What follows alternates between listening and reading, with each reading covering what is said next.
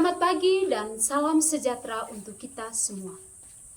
Yang terhormat Bapak Ibu dosen penguji UKIN, perkenalkan nama saya Maria Margareta Milo SAG, Guru Pendidikan Agama Katolik di SMAK Santo Kristoforus Inerie, Kecamatan Inerie, Kabupaten Ngada, sekaligus mahasiswa PPG dalam jabatan periode 4 tahun 2025 pada LPTK Sekolah Tinggi Katolik Santo Yakobus Merauke dengan NIM PPG 25869051204. Pada hari ini, tanggal 9 Oktober 2025, saya akan melaksanakan ujian kinerja mata pelajaran Doktrin Gereja Katolik dan Moral Kristiani kelas 10 semester ganjil dengan materi Wahyu Ilahi. Berikut video uji kinerja saya. Selamat menyaksikan. Selamat pagi anak-anak.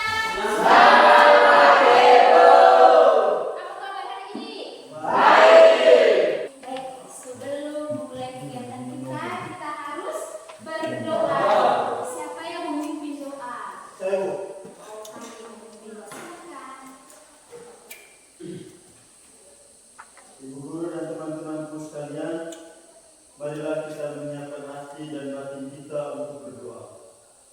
Dalam nama Bapa, dalam nama Putra dan Roh Kudus. Baik, silakan duduk. Terima kasih. Baik, Ibu akan cek kehadiran. Kehadirannya itu sedikit berbeda. Apabila Ibu panggil salah satu nama dan dia menjawab menggunakan nama murid Yesus. Jadi perhatikan baik-baik ya. Agnes Monica M. Pedus. Ya. Delvina Noi. Andreas Bu. Tina Ega. Thomas. Anak, di sini mau bertanya nih. Di antara kalian di sini, siapa yang pernah ikut lomba baca kitab suci? Saya Baca kitab suci. Ya, Pani. Kita Bapak? Kitab Kejadian tentang kisah penciptaan. Tadi yang lain? Oh, presensi apa? Ikut drama. Oh, dia ikut drama. Tentang apa presensi ya? Tentang kelahiran Yesus. Baik, tepuk tangan buat semuanya.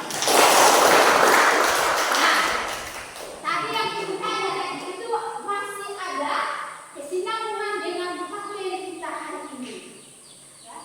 Materi kita hari ini tentang wahyu ilahi.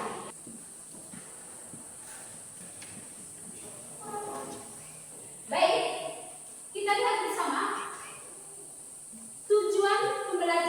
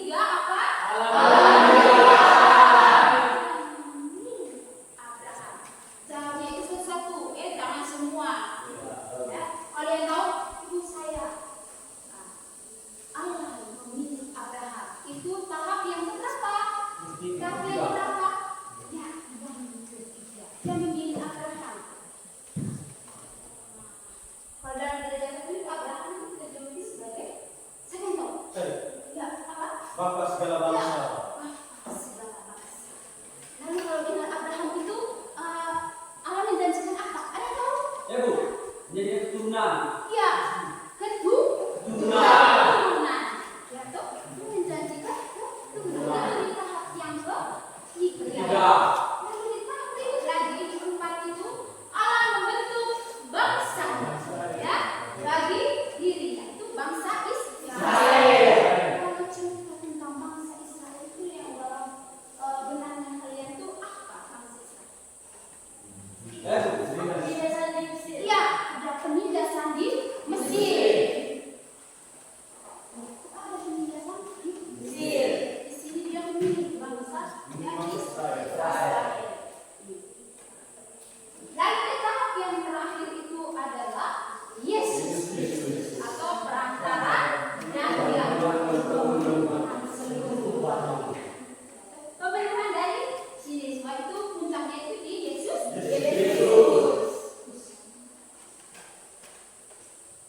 Siapa yang tahu apa yang dilakukan oleh Yesus? Kalau dalam kitab suci yang dilakukan Yesus itu apa? Mujizat. Ya, mujizat. Apa lagi? Umpama-umpamaan. Ada yang lain? Coba salah satu mujizat yang dilakukan oleh Yesus yang kali pertama. Hah, Yanfi? Mengubah air menjadi angin. Iya, mengubah air menjadi anggur. Tepuk tangan di sini. Menjadi anggur. Itu adalah tahapan-tahapan. Di tahapan dari tahap rohaniwan di ilahi. Harus ingat itu. Ada berapa tahap? Ada 5. Ada 5.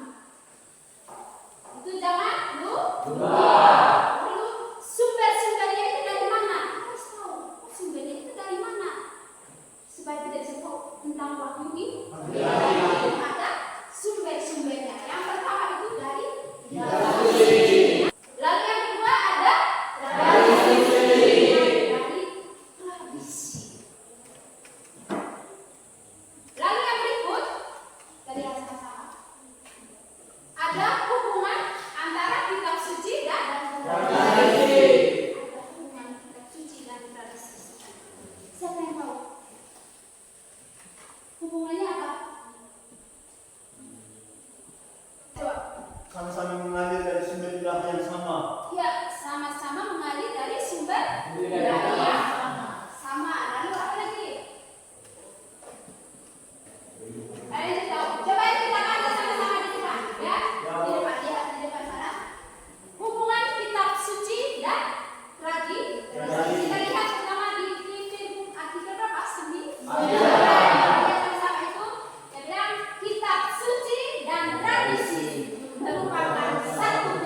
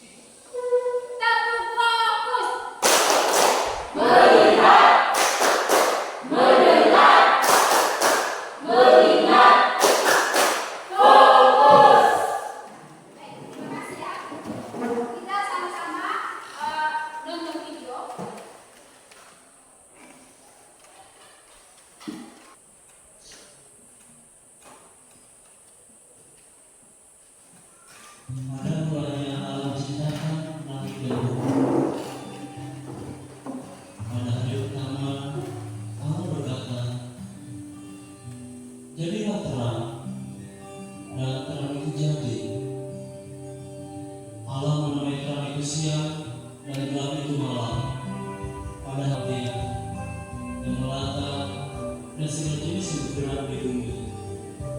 Di tengahnya Allah menempatkan sepasang manusia, laki-laki dan perempuan. Itulah hari kemenangan. Kemudian Allah memberi anak-anaknya dan setiap generasi yang akan datang sebuah janji. Warna-warna berkilauan muncul di langit dalam pelangi yang paling sempurna yang pernah ada. Lengkungan warna pertama di langit itu pasti memenuhi keluarga kecil Nuh dengan kekaguman dan keheranan. Tetapi itu lebih dari sekadar tampilan warna yang indah. Itu adalah sebuah janji pelangi. Karena Allah berfirman kepada Nuh, Busurku kutaruh di awan. Di daerah Kasdim ada seorang yang suka berdoa, namanya adalah Abram.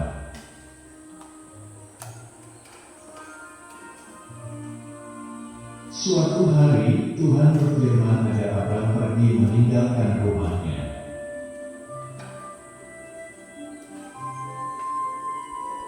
Tuhan berjanji akan memberkati Abram dan membuat Abram menjadi bangsa yang besar.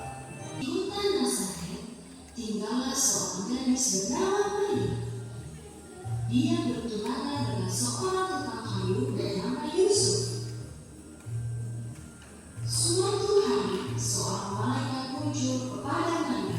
Pada awalnya, Maria merasa takut melihat malaikat itu. Jangan khawatir, Kata malaikat itu, aku membawa kabar baik. Tuhan telah memilih engkau untuk menjadi ibu bagi anaknya. Maria sangat heran dengan ucapan malaikat itu. Tapi Maria pun berkata, dirinya karena indah itu, bayi Yesus pun dilahirkan.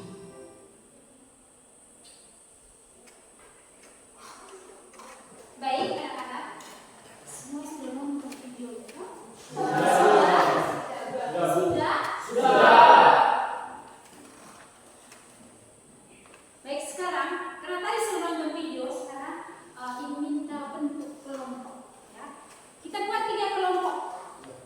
Buat 3 kelompok, gabung di dalam kelompok. Silakan.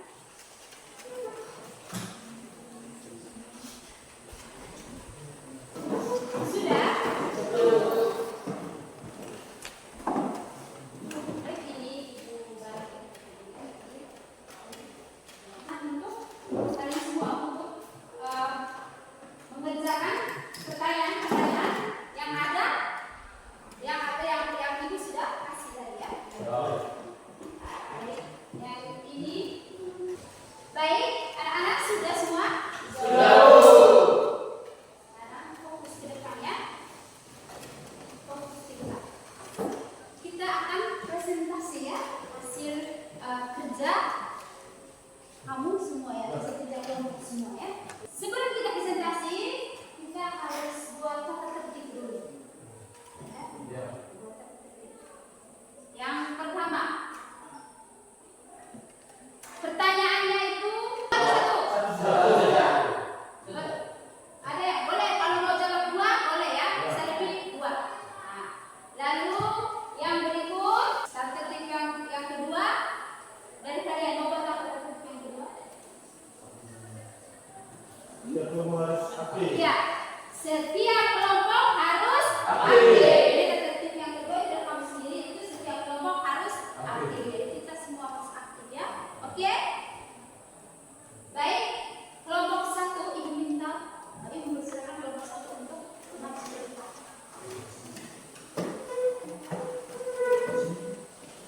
Selamat pagi Ibu, selamat pagi teman-teman. Selamat pagi. Di sini kami perwakilan dari kelompok 1 ingin mempresentasikan hasil diskusi kelompok ini. Saudara Franky memberikan waktu dan kesempatan.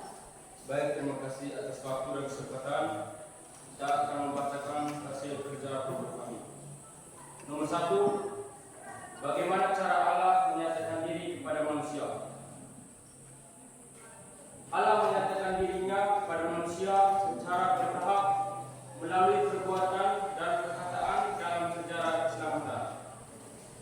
Tahap-tahapannya meliputi yang pertama, Allah membiarkan dirinya dikenal sejak awal mula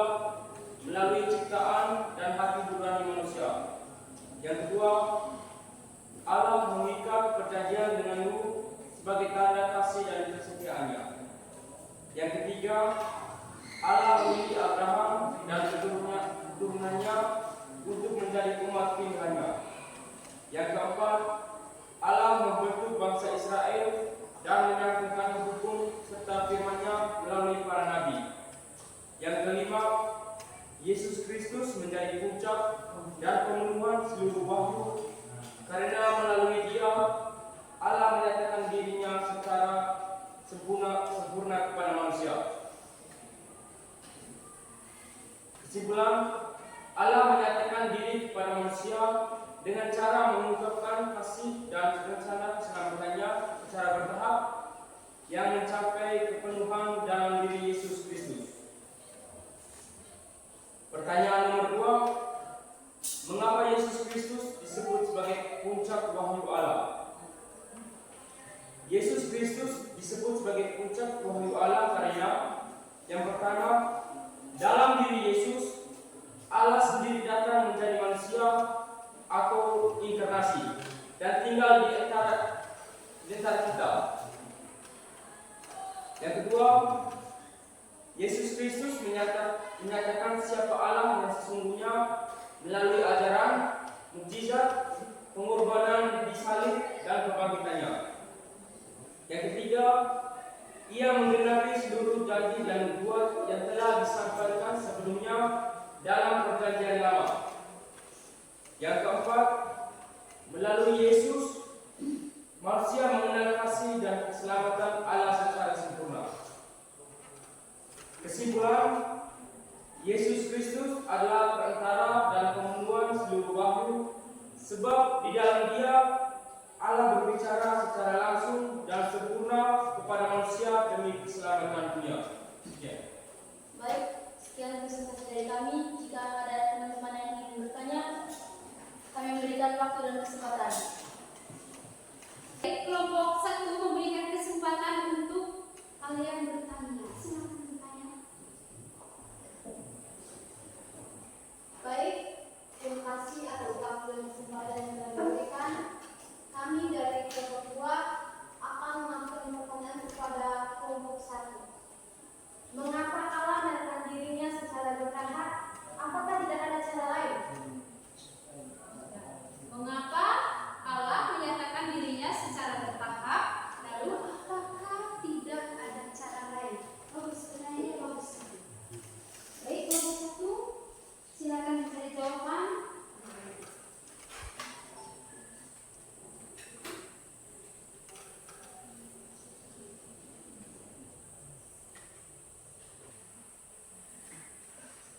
Baik, saya akan menjawab pertanyaan dari kelompok 3. Allah menyatakan dirinya secara bertahap karena 1. Manusia terbatas, sedangkan Allah tidak terbatas. Manusia tidak sanggup langsung memahami seluruh misteri Allah sekaligus, maka Allah mendidik manusia sedikit demi sedikit sesuai kemampuan mereka. Yang kedua, kasih Allah bersifat mendidik dan sabar. Allah menyertai manusia dalam sejarahnya, menuntun dari kegelapan menuju terang iman sejati. 3. Agar manusia belajar mengenal dan menanggapi kasih Allah secara bebas. Allah ingin relasi cinta yang tumbuh, bukan paksaan. Apakah tidak ada cara lain? Sebenarnya Allah Maha Kuasa dan dapat menyatakan diri dengan cara apapun. Namun, Ia memilih jalan bertahap dan manusiawi karena 1. Allah menghargai kebebasan dan perkembangan manusia. 2. Ia ingin masuk dalam sejarah manusia, berbicara dalam bahasa dan pengalaman manusia sendiri. Yang ketiga, kewahyuan yang bertahap ini mempersiapkan dunia menerima Yesus Kristus, puncak dari seluruh wahyu Allah. Sekian jawaban dari kami. Mungkin ada pertanyaan lagi? Tidak. Sudah pas? Ya. Baik, tepuk tangan dulu.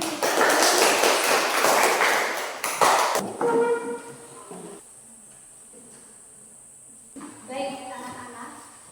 Tadi kalian semua sudah mempresentasikan hasil. Sudah cukup.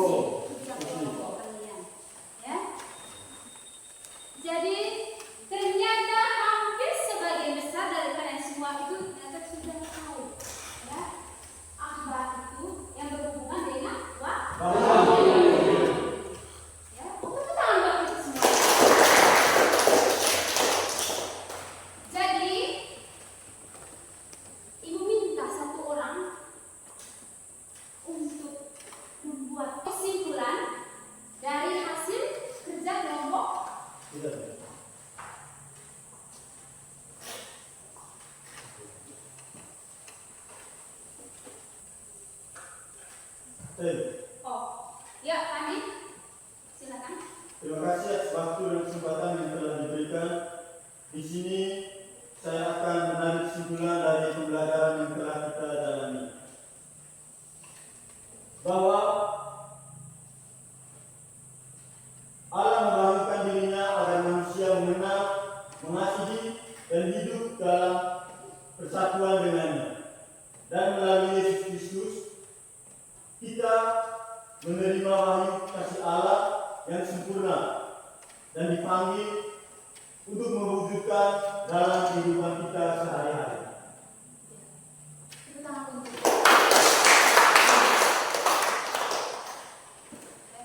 baik, dari semua yang kegiatan kita pada hari ini yang kita buat, ya, dari kita kelompok, bagaimana dari hasil kerja kelompok, bagaimana tanggapan kamu, ya? Bagaimana tanggapan kamu atas materi kita pada hari ini? Apa yang kamu rasakan? Apa yang kamu rasakan ketika kamu sudah mendapat materinya tentang wahyu ilahi? Ayo. Iya, satu orang. Setelah mengikuti pelajaran tentang wahyu ilahi, saya merasa lebih memahami bagaimana Allah menyatakan dirinya kepada manusia secara bertahap dan penuh kasih. Iya. Tepuk tangan untuk wahyu ilahi. Ya, wahyu ilahi dalam diri kita sudah. Wahyu ilahi adalah tindakan apa? Tindakan yang menyatakan dirinya kepada Manusia. agar manusia mengenal dan mencintai. Pewahyuan ini berlangsung secara bertahap. Mulai dari kisah penciptaan, perjanjian denganmu,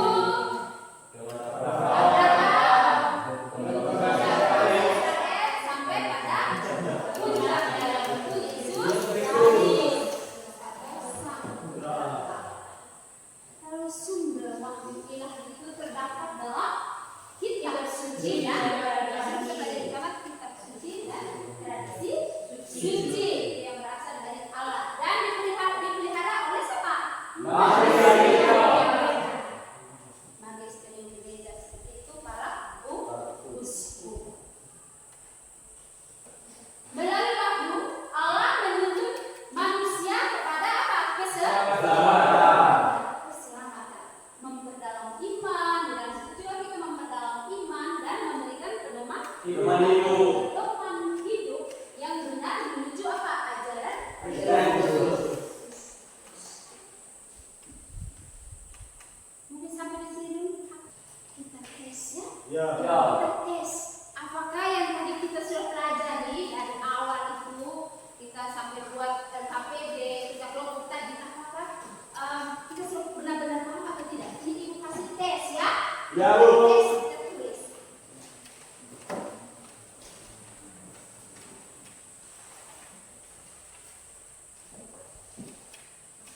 Jadi kerja sendiri-sendiri ya, masing-masing itu punya soalnya, lalu kerjakan. Jangan tanya teman-teman, ya. Ya. Jadi tidak boleh nyontek.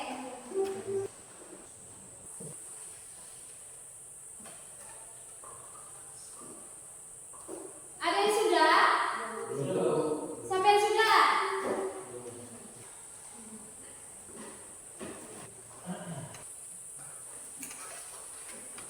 Ini lagi.